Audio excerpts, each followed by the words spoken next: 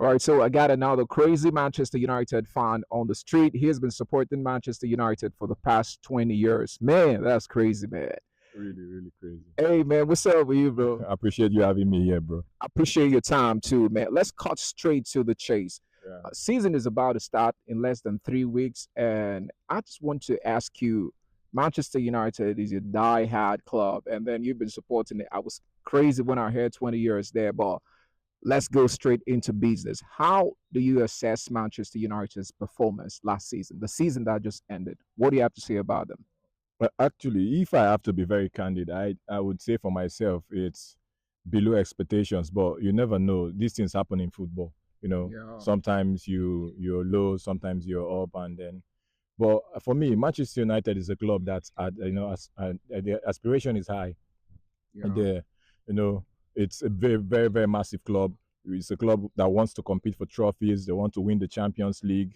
Unfortunately, we are not there on the pitch right now. But for me, I think we didn't perform to the expectations. But Manchester City, on the other hand, are way ahead of us, as well as Arsenal. So we just have to accept that in good faith and then come back better this season. Yeah, sure. No, so I like what you just said now.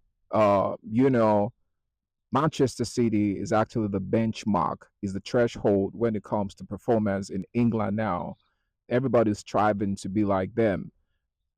Let me ask you, how much longer will it take Manchester United to reach the level where Manchester City is right now? Uh, Personally, I feel like the recruitment is good at the moment. The introduction of Lenny Euro and I think the players we have already. Yeah, I think Uh, Zexi. yeah, Zex is already in the club as we speak.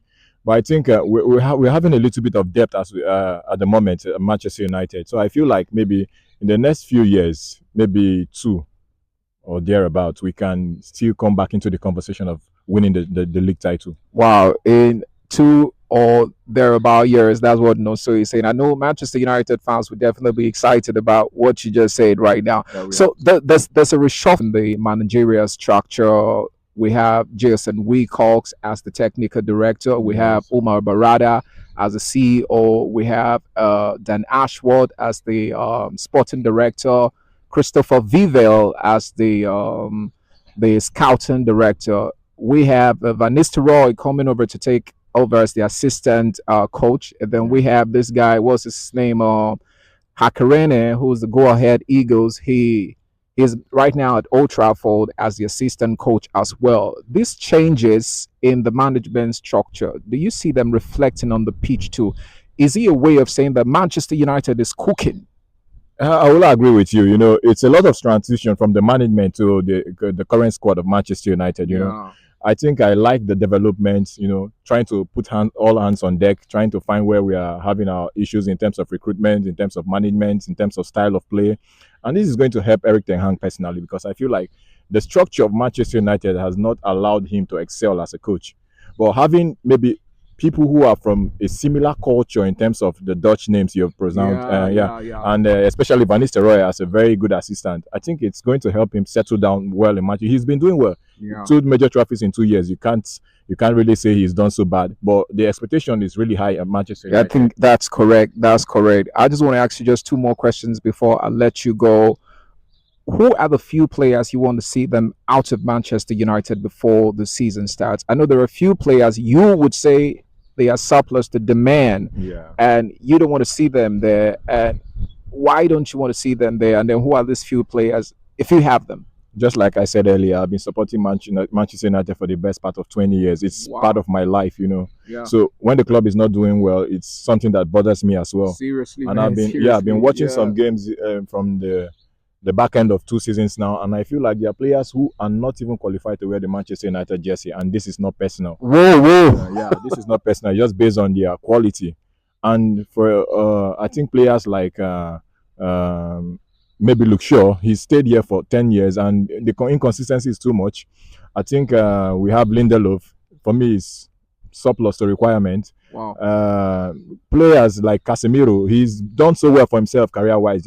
But this is a Manchester United that demands the very best performances Best from him, and performance. he's Yeah. not there anymore. You can see the lackluster performances he's been given in Manchester United recently, and we have people like what was his name? Aaron Wan-Bissaka. He's a very good defender, but if you check the demands of the recent game, you need a fullback that can go forward, create Yeah, he's chances, actually cross the falling ball. short Yeah, of so he's that. falling short of those things.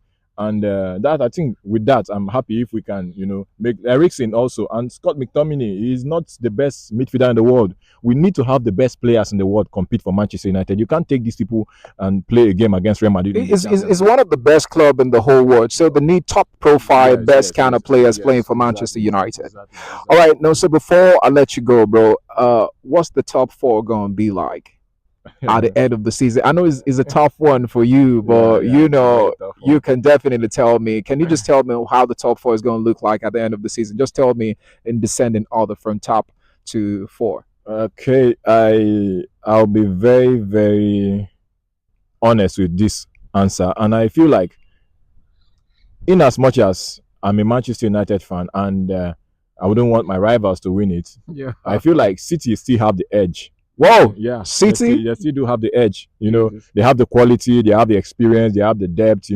They can go all the way. And who beats Pep Guardiola? You have to be very very special, or do something special. That's correct. Well, That's correct. Arsenal can still give them a run for their money, but just like they always do, they might still fall short. So I feel like City might still finish first. Uh, second is between Manchester United and Arsenal. If Arsenal doesn't sit up right, I Whoa, think Manchester whoa. United will just nick it second.